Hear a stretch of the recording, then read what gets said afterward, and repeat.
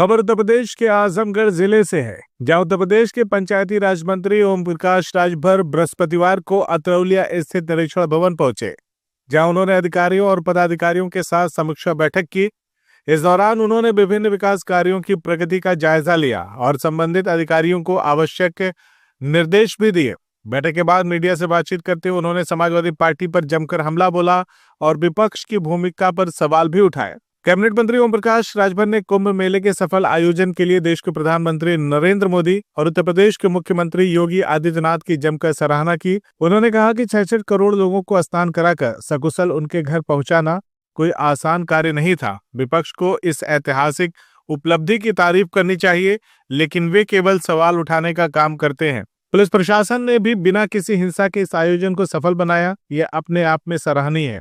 वहीं सपा के रावण वाले बयान पर पलटवार करते हुए ओम प्रकाश राजभर ने कहा कि रावण को क्यों बदनाम कर रहे हैं, पहले अपने अंदर झांकें। वे खुद मानव के वेश में मानव का हक लूट रहे हैं। उन्होंने समाजवादी पार्टी पर अति पिछड़ों के आरक्षण को लेकर भी निशाना साधते हुए कहा कि 27% आरक्षण किसको दिया। अति पिछड़ों का हक लूट कर सपा ने 12% मुसलमानों को झुंझुना पकड़ा दिया। जब वोट चाहिए होता है तो बुला लेते हैं और जब सत्ता में आ जाते हैं तो कहते हैं कि मेरे अंगने में तुम्हारा क्या काम है। वहीं कैबिनेट मंत्री ओम प्रकाश राजभर ने कहा कि उनकी पार्टी आजमगढ़ की सभी 10 विधानसभा सीटों पर मजबूती से तैयारी कर रही है। उन्होंने कहा कि हम लगातार सभी विधानसभा क्षेत्रों के कार्यों की समीक्षा कर रहे हैं। 2027 में यहां की सभी 10 सीटों पर मजबूती से लड़ाई लड़ेंगे और जनता को गुमराह करने वालों को करारा जवाब देंगे। अपने संबोधन के अंत में ओम प्रकाश राजभर ने कहा कि राजनीति में जातिगत भेदभाव और झूठे वादों से जनता को बचने की जरूरत है। उन्होंने कहा कि जनता को अब जागरूक होकर सही निर्णय लेना होगा ताकि उनका हक किसी और के हाथों में न चला जाए। सीएम योगी को लेकर बड़ा बयान दिया है कि सीता माता का अपहरण रावण ने किया था साधु के वेश में, इसलिए तो जब अब रावण को काहे कह रहे हैं, वो अपना ही काहे नहीं देखते। उन्होंने तो मानव के भेष में मानव का हक लूटा। 27% आरक्षण दिया राजभर को, दिया पाल को, दिया प्रजापति को, नाई को, गौड़ को, निषाद को, बिंद को, केवट को, मल्लाह को, चौरसिया को दिया। किसी को दिया हो तो बता दें। ये तो खुद लूटे रहे हैं। अति पिछड़ों का हक लूटा। 18% वोट मुसलमानों का लिया, झुनझुना थमा दिया। वोट जब लेना होता है तो कहते हैं कि आ जाओ। जब वोट मुसलमानों का ले लेते हैं पिछड़ों का, तब फिर जब सरकार बना लेते हैं तो गाना सुनाते हैं कि मेरे अंगने में तुम्हारा क्या काम है। उत्तर प्रदेश के 1,08,000 ग्रामीण सफाई कर्मी की मांग है सेवा नियमावली बदलाव, पद का नाम बदलाव, प्रमोशन। इसके लिए क्या? उसके लिए आयोग 5 सदस्यीय टीम गठित हो गई है। 1 महीने में रिपोर्ट तैयार होकर आ रही है, उस पर कार्रवाई चल रही है। संजय निषाद के लोग क्या कहेंगे? लगातार उनके ऊपर इल्जाम लग रहा है। अपने वो बड़े भाई हैं, नेता आदमी हैं, उन पे क्या कहा जाए।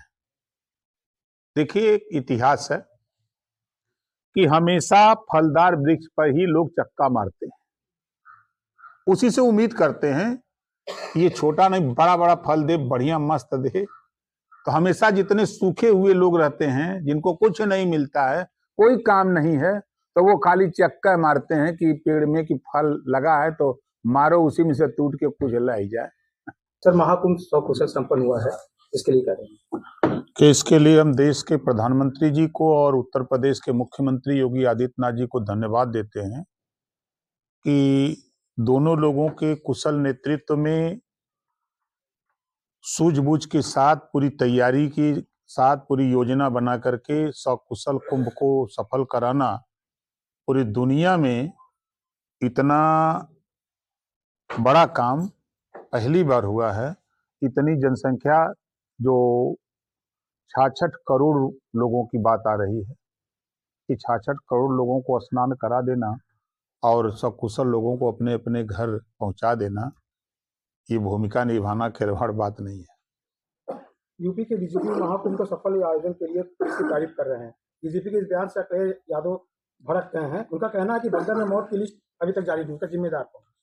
देखिए, वो विपक्ष में है, वो विपक्ष बात तो करेंगे ही। हम तो यही उनको कहेंगे कि कुछ सही बात भी बोला करिए। पुलिस के लोगों ने जिस बहादुरी के साथ हाथ जोड़ करके, माइक बजा करके और सकुशल उन लोगों ने काम को अंजाम दिया है। महाकुंभ में जिस तरह एक भी कहीं हथियार नहीं चला है, इस पे उनको नहीं जानकारी है कि कितने बारीकी के साथ पुलिस वालों ने अपील करके, हाथ जोड़ करके, माइक से निवेदन करके और 66 करोड़ लोगों को सकुशल स्नान करा के घर पहुंचा दिए। इसकी तो तारीफ उनको करनी चाहिए। और जहां तक रही बात डीजीपी अगर उन पुलिस वालों की शाबाशी नहीं करेगा तो फिर तो ये तो अन्याय होगा। लगातार अव्यवस्था के लिए जो महाकुंभ में है, विपक्ष बार बार सवाल उठा रहा है। नहीं, देखिए, विपक्ष का काम है सवाल उठाना। आप उसको देखिए, अगर अर्थशास्त्री होते तो ये बात की नहीं करते। आज अयोध्या को ले लीजिए, बनारस को ले लीजिए और प्रयागराज, आप अगर उठा के देखेंगे तो करोड़ों लोगों को रोजगार मिला है। गाड़ी वाले को मिला, सरकार को भी फायदा हुआ, चाय वाले को फायदा हुआ, कपड़े वाले को फायदा हुआ, भोजन वाले को, हर तरह के हर काम करने वाले लोगों को प्रॉफिट हुई है। उस पे तो ध्यान नहीं है, खाली बुराई पर ध्यान है, तो क्या किया जाएगा। आप भोजपुरी क्या मौका देना चाहेंगे चुनाव भाजपा? क्या दिक्कत है, बढ़िया है, वो सपा में शामिल हो, चाहे जहां शामिल हो, तो शामिल होने से क्या होगा। देखिए, ये वो समाजवादी पार्टी है जिस समाजवादी पार्टी ने पिछड़ों के नाम पर पिछड़ों का वोट लिया, मुसलमानों का वोट लिया, सामान्य वर्ग का वोट लिया। वोट लेने के बाद आप उठा के देखिए कि मुसलमानों को कुछ नहीं दिया, जुल्हा दुनिया अंसारी, साईं दर्जी फकीर को नहीं दिया, पाल प्रजापति को नहीं दिया, राजभर चौहान, बिंद केवट मल्ला निषाद को नहीं दिया, चौरसिया गुप्ता को नहीं दिया, राजपूत ब्राह्मण को नहीं दिया। खुलेआम जो काम इन लोगों ने किया है, 86 में 56 एसडीएम यादव को बनाया, तो प्रजापति तो नहीं दिखाई दिया, चौरसिया नहीं दिखाई दिया, राजभर नहीं दिखाई दिया, पाल नहीं दिखाई दिया, निषाद बिंद नहीं दिखाई दिया, मुसलमान नहीं दिखाई दिया, न राजपूत ब्राह्मण दिखाई दिया, न पटेल दिखाई दिया। मतलब दूसरी जाति नहीं दिखाई दे रही है। आवाज चिल्लाते हैं पीडीए, अब बनात काम का करते हैं। स्पीकर विधानसभा के अंदर जब प्रतिपक्ष का नेता बनाएंगे तब पीडीए नहीं याद आएगा। आप लगातार आजमगढ़ विशेषज्ञ और अतरौलिया विधानसभा क्या आपकी नजर 2027 में विधानसभा अतरौलिया सीट? हम आजमगढ़ जिले को 10 विधानसभा को तैयार कर रहे हैं। अभी आपने देखा कि अभी हम लोग मेहनगर विधानसभा में थे, जहां 25,000 लोग जुटे थे। अभी हम लोग हर विधानसभा के कामों की समीक्षा हम करते रहते हैं। तो अतरौलिया में क्या विधानसभा में प्रत्याशी अपना उठाना, या प्रत्याशी का कहाँ, अभी चुनाव कहाँ हो रहा है? 2027 की तैयारी? 27 तो हम 10 सीट पर यहाँ तैयारी कर रहे हैं। आपकी 10 सीट विधानसभा की नहीं, 10 सीट पर तैयारी कर रहे हैं। जो अहंकार है, घमंड है, लोगों को गुमराह करके वोट लेने का, प्रजापति के वोट को गुमराह करके लेते हैं, निषाद के वोट को गुमराह करके लेते हैं, पटेल के वोट को गुमराह करके लेते हैं, राजपूत ब्राह्मण भूमिहार को गुमराह करके लेते हैं, राजभर के वोट को गुमराह करके लेते हैं। उनका हिस्सा कौन देगा?